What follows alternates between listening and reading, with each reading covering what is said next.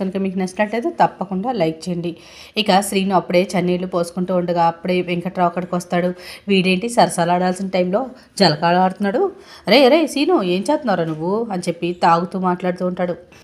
ఇక శ్రీను ఏం చేయమంటావు నాన్న, అంతా విధి, నీ మాటలు విన్నందుకు నాకు ఈ కర్మ పట్టింది అని అంటే, అదేంట్రా పుసుక్కునాలా అనేసావు అని వెంకట్రావు అంటుంటే, ఇక శ్రీను నువ్వు మాయమో మంత్రమో వేసి శోభను కానిచ్చిమన్నావు, నేను చూస్తేనేమో పాలల్లో మందేశానంటే ఏం మంది వేసావురా, ఈ మందా అంటే ఆ మందు కాదు నాన్న అంటే మరి ఏం మంది వేసావురా అని వెంకట్రావు అడుగుతుంటే, ఏదో మందు వేశానులే నాన్న అని శ్రీను అనడంతో ఇక వెంకట్రావు ఏదో మందేంట్రా ఇంతకీ ఏమైంది అంటే, ఇదిగో ఆ మందు వేసుకోవడం వల్ల ఇదిగో ఇలా అయ్యింది అంటే, ఎలా అయ్యిందిరా, శోభనం అవ్వలేదేంట్రా అంటే, ఎందుకు అవుతుందన్నా ఇదిగో ఇలా అయ్యిందని చెప్పి అక్కడి నుంచి శ్రీను వెళ్ళిపోతాడు. ఇక వెంకట్రావు మాత్రం ఈ వెంకట్రావు సైన్స్ ప్రకారం పెళ్లి తర్వాత శోభనమే కదా అవ్వాలి, ఈ సైన్స్కి వెంకట్రావు అంత చిక్కంది ఏదో జరుగుతుంది, లేకపోతే వీడు నాకు చెప్పకుండా ఏమైనా వెళ్ళిపోతున్నాడా, ఇదిగో నేను కనపడతాను ఎలాగైనా సరే అని మందు తాగుతూ ఉంటాడు. మరో పక్కన అస్మిత మిర్రర్ ముందు నుంచి చక్కగా రెడీ అవుతూ ఉంటుంది.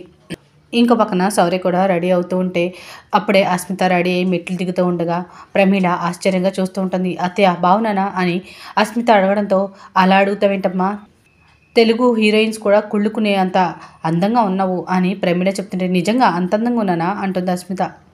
నీకేం తక్కువైందమ్మా, కట్టు బొట్టు అబ్బా బంగారంలా మెరిసిపోతున్నావంటే నమ్మవు అని ప్రమీల అంటుంటే మొహం మార్చుకుంటుంది అస్మిత. అదేంటమ్మా నేను ఇంత మంచిగా నీతో మాట్లాడుతుంటే నువ్వేంటి అలా మొహం మార్చుకున్నావు అని అంటుంటే, నా అందాన్ని మీరు గుర్తించారు కానీ మీ అబ్బాయి గుర్తించడం లేదు అంటుంటే, వాడంతా వాళ్ళ నాన్న పోలికెళ్ళమ్మా, నువ్వే ఏదో ఒక మ్యాజిక్ చేసుకొని నీ వైపు తిప్పేసుకోవాలి అంటే అలా తిప్పుకోవడం కోసమే అత్తయ్య ఇలా రెడీ అయ్యాను అంటుంది అస్మిత.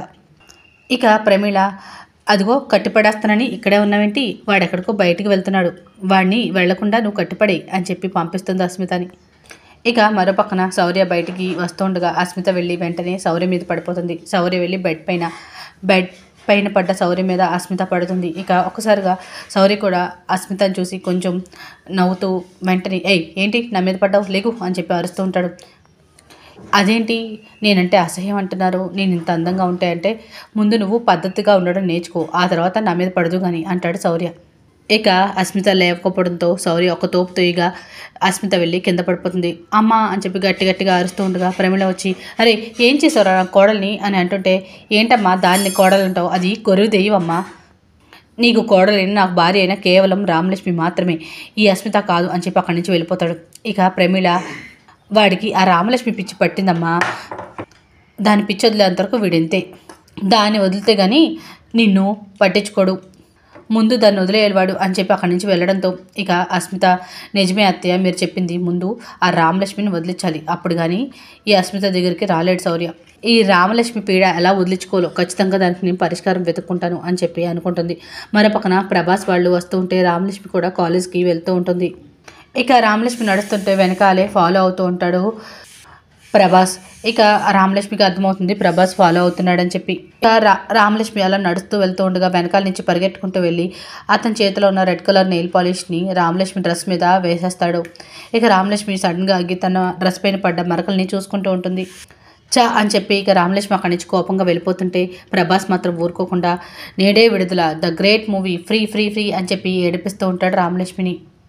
అరే వానపాము బుసలు కొడుతుందిరా అని ప్రభాస్ వాళ్ళ ఫ్రెండ్ రామలక్ష్మిని చూసి అనడంతో, అరే ఇది కేవలం వాంపానే, వాళ్ళ నాన్న తాచుపాము కూరనే నేను పీకేశాను, ఇది ఒక లెక్క అని చెప్పి అనడంతో రామలక్ష్మికి కోపం వచ్చి లాగపెట్టి చంప చెల్లు అనిపిస్తుంది ప్రభాస్ని. ఇక అయినా సిగ్గు లేకుండా ప్రభాస్ అబ్బా నీ చేతి స్పర్శ ఎంత మృదువుగా ఉందో మళ్ళీ కొట్టు అని చెప్పి ఇక రామలక్ష్మి వెంట పడుతూ ఉంటాడు. ఇక ప్రభాస్ రామలక్ష్మి నాతో వచ్చేవచ్చు కదా, నాకేం తక్కువని, అయినా నీకేమో ప్రేమించిన వాడు హ్యాండ్ ఇచ్చేశాడు, పెళ్లి చేసుకుంటానన్న మీ బావేమో హ్యాండ్ ఇచ్చి అది హ్యాండ్ పట్టేసుకున్నాడు, ఇక నీ పెళ్ళి కాదని ఊరంతా ప్రచారం అయిపోయింది, నీ బాబు నీకు పెళ్లి చేయలేడని చెప్పి అని ఇక ప్రభాస్ అంటూ ఉంటే రామలక్ష్మికి చాలా బాధగా ఉంటుంది. నీకు ఈ పెళ్లి గిల్లి అచ్చరావు కానీ నువ్వు నాతో వచ్చేసేయి అని చెప్పి రామలక్ష్మి చెయ్య పట్టుకుంటూ ఉండగానే అప్పుడే వస్తాడు శౌర్య. ఇక వెంటనే ప్రభాస్ చెయ్య రామలక్ష్మి చెయ్యిని పట్టుకొని ఇవ్వకుండా గట్టిగా పట్టుకొని చాలా కోపంగా చూస్తూ ఉంటాడు ప్రభాస్ వైపే. వెంటనే ప్రభాస్ చెంపా చెల్లుమనిపించి అక్కడ ఉన్న బుల్లెట్ పైన ప్రభాస్ తల పట్టుకొని దబా దబా బాదుతూ ఉంటాడు. ఇక అలా వాళ్ళ ఫ్రెండ్ కూడా వచ్చి శౌర్యాన్ని కొట్టబోతూ ఉండగా వాళ్ళ ఫ్రెండ్ని కూడా శౌర్య కొడుతూ ఉంటారు.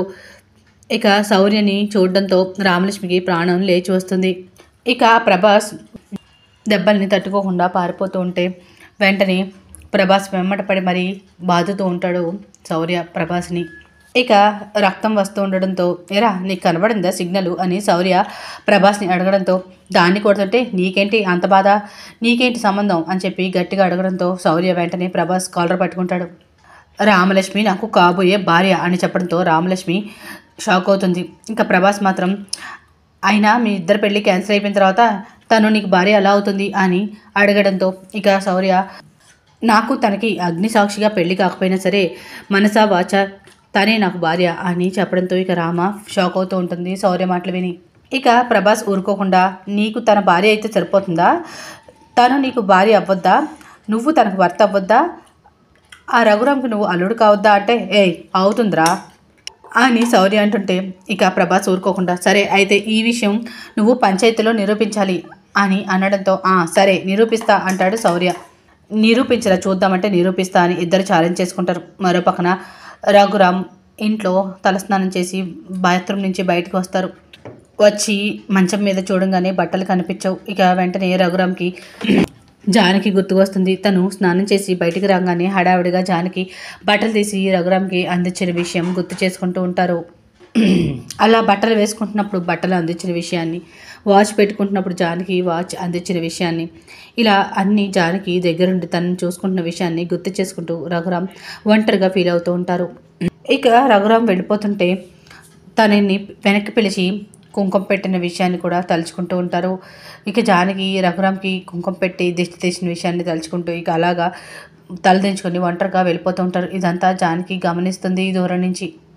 ఇక బయటికి వెళ్ళడంతో చెప్పులు మట్టి మట్టిగా ఉంటాయి. అంతకుముందు జానకి రఘురామ్ వచ్చేసరికి చెప్పులన్నీ నీట్గా తుడిచిపెట్టిన విషయాన్ని రఘురామ్ గుర్తు చేసుకుంటూ ఉంటారు. ఇక రఘురామ్ని గమనించిన జానకి అయ్యో టిఫిన్ చేయకుండా నేను వెళ్ళిపోతున్నారే అని బాధపడుతూ పార్వతి పార్వతి అని చెప్పి సైకిల్ చేస్తూ ఉంటుంది జానకి పార్వతిని.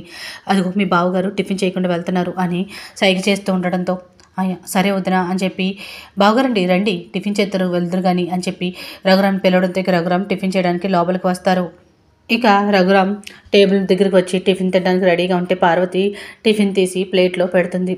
ఇక రఘురామ్ దోశని తెంచుకొని చట్నీలో ముంచుకొని నోట్లో పెట్టుకోగా ఒక్కసారిగా రఘురామ్కి అస్సలు నచ్చదు. టిఫిన్ మొహం తేడాగా పెడతారు. అప్పుడే సుందరమ్మ కూడా వచ్చి వడ్డిస్తూ ఉంటుంది.